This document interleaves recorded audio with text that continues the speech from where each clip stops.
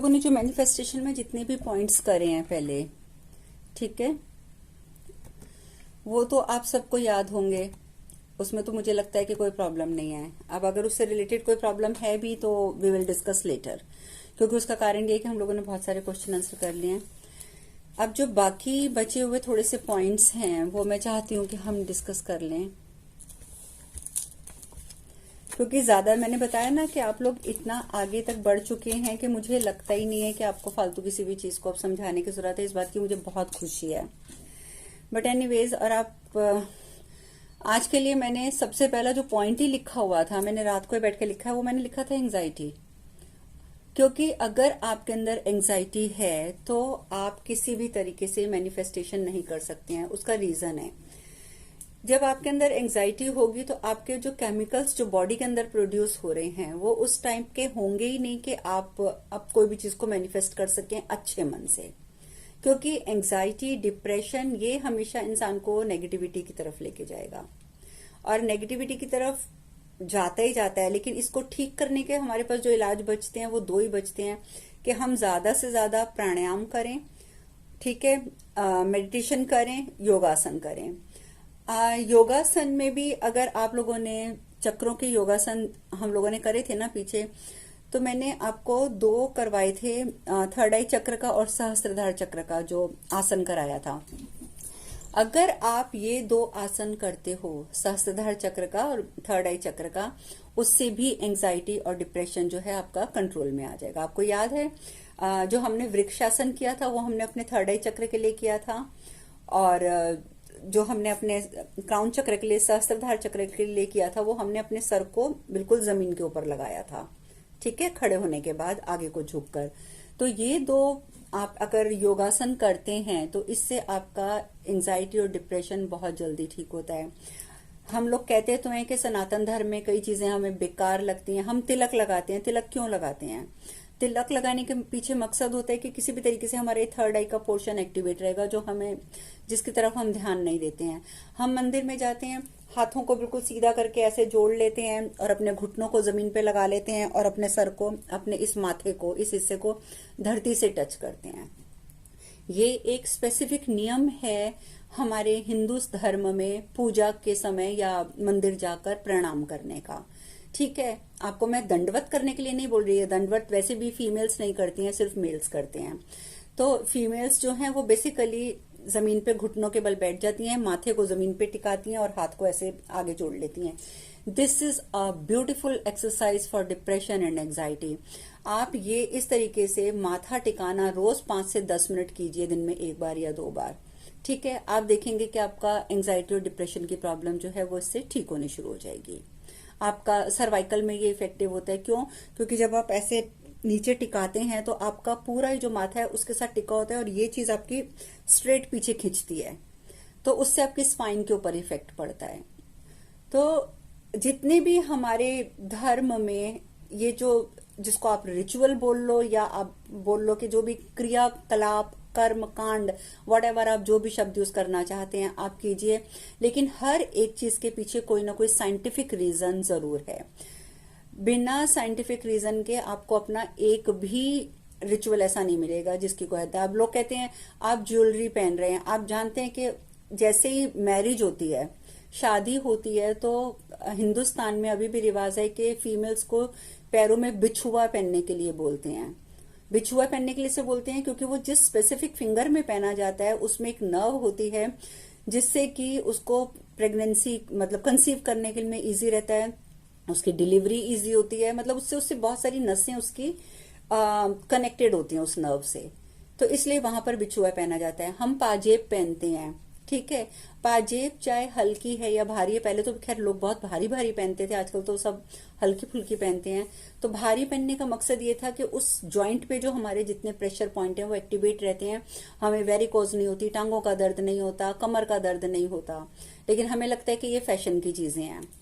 और इसी प्रकार से आप पुराने राजा महाराजाओं को देखें या पुराने किसी भी आप लोगों को देखें, आप अपने इस युग से पिछले युग में चले जाएं तो आप देखेंगे कि सबने ढेर ढेर ज्वेलरी पहनी होती है, गले में कितनी कितनी मालाएं पहनी होती हैं, हाथों पे, यहाँ पर बाजू बंद, कमर बंद, मतलब सो मैनी थिंग्स।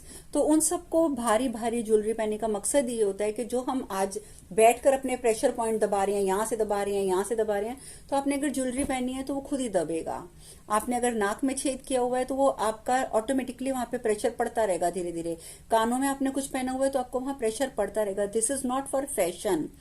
ये चीजें फैशन के लिए नहीं पहनी जाती हैं। जो साधु महात्मा होते हैं वो चाहे रुद्राक्ष पहने पर वो फिर भी पहनते हैं। तो you have to follow these things. पुरानी चीजें हमारी खराब नहीं है। तो पहला पॉइंट हमारा एंग्जाइटी का था। एंग्जाइटी के लिए मैंने आपको बता दिया कि इस तरीके के आप प्राणायाम, ओम का उच्चारण, भ्रामरी प्राणायाम और माथा टेकना जैसे मैंने बताया है, और जो 2 आसन है वो आप करेंगे। आपका एंग्जाइटी, आपका डिप्रेशन डेफिनेटली उससे ठीक होगा ही होगा। इसके अलावा आपको अपने विचारों पर बहुत ध्यान देना होगा। अब विचार आपके कहेंगे कि विचारों से पहले मैं एक चीज और बता दूं, एंग्जाइटी में एक चीज और बहुत बेनिफिशियल होती है कि you have to concentrate on some specific point. आप अपने दीवार पे चाहे एक बिंदी बना लें, गोला बना लें, और continuously you have to stare that point. जब आप उस चीज को देखते रहेंगे तो क्या होगा कि आपका जो कंसंट्रेशन लेवल है वो बढ़ेगा। उससे भी आपकी एंग्जाइटी में फर्क पड़ता है, जिसको हम दूसरी भाषा में त्राटक भी बोलते हैं। किसी भी चीज को बिना पलक झपके निहारना, आप ये भी कर सकते हैं। दूसरा, विचारों पर ध्यान देना। विचारों पर ध्यान देने का अर्थ ये है कि आप किसी के लिए भी गलत शब्द मत बोलो। गलत शब्द बोलना या गलत विचार भी मन में लाना, विचार हो या शब्द हो, हमें ये लगता है कि हमने किसी को कुछ बोला तो है नहीं, हमने तो सिर्फ अपने मन में विचार किया है। लेकिन नहीं, हमारे विचार जो हैं वो हमारे शब्दों से पहले सामने वाले तक पहुंचते हैं। आप कभी भी आजमा के देख लेना। आपका अगर किसी के साथ कनेक्शन अच्छा नहीं है, आपकी उसके साथ झगड़ा होता है, आपका उसके साथ मन मुटाव रहता है, ठीक है, पहली बात तो रखना नहीं चाहिए, बट सपोज 1% रहता है, ठीक है, तो आप नोटिस करेंगे कि आप कहेंगे कि मैंने तो देखो उसके साथ अच्छा अच्छा बोलना शुरू कर दिया, मैं तो इतने प्यार से बात करती हूँ, पर वो तो देखो फिर भी मेरे साथ कैसे बात कर रहा है। क्योंकि उसका कारण ये है कि आप जबान से तो उससे बहुत प्यार से बात कर रहे हैं, लेकिन जो आपके दिमाग के अंदर है ना वो गलत चल रहा है। लेकिन आप सिर्फ उसको इम्प्रेस करने के लिए कि मैं देखो तुम्हारे साथ कितने प्यार से बोल रही हूँ, आप जबान के शब्द इस्तेमाल कर रहे हैं, लेकिन वो आपके शब्दों से पहले आपके जो विचार हैं वो उस व्यक्ति तक पहुंच जाते हैं, तो आपके बोले हुए अच्छे शब्द भी वहां पर काम नहीं करते हैं। तो मेक श्योर कि जो शब्द आप बोल रहे हो वो सिर्फ जबान से नहीं होने चाहिए, वो आपके मन से होने चाहिए।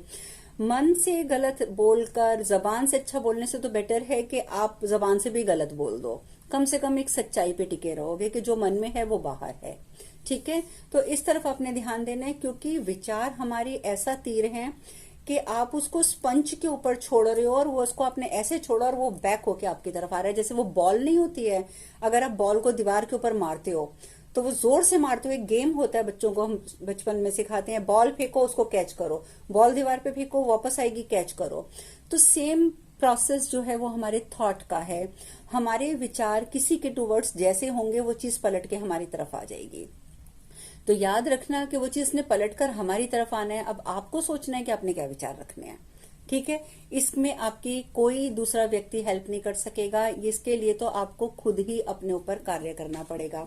अगर आपके विचार गलत हैं, आपकी चीजें मैनिफेस्ट नहीं होंगी। अगर आप किसी के लिए गलत सोचते हो, आपकी चीजें मैनिफेस्ट नहीं होंगी। बिकॉज मैनिफेस्टेशन अगर आपने करनी है तो हमारा जो अष्टांग योग है ना, वो भी आपके दिमाग में 24 घंटे रहना चाहिए। अगर तो आप लोगों ने वो देखा है, शिव पुराण सुना है, तो उसमें अष्टांग योग मैंने बहुत अच्छे से एक्सप्लेन किया है, जिसमें यम नियम क्या क्या चीजें थी, यम नियम, आसन, प्राणायाम, प्रत्याहार, समाधि, तपस्या, ध्यान, ये सब चीजें जो मतलब 8 चीजें आती हैं जो भगवान शिव बताते हैं, इनकी तरफ। अब ठीक है, मैं आपको ये तो बोल ही नहीं रही कि आप साधना, तपस्या और उन सब चीजों में चले जाओ, धारणा, इन सब में चले जाओ, कोई यूज नहीं है।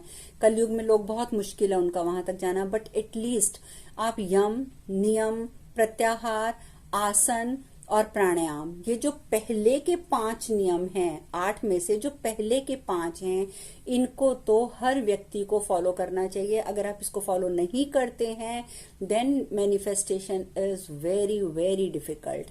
क्यों? क्योंकि आपके जब अंदर से ही शांति नहीं है, आपका जब अंदर ही इतना क्लटर भरा हुआ है तो आपके लिए मुश्किल हो जाएगा। ठीक है, तो मैं शॉर्ट में आपको बता देती हूँ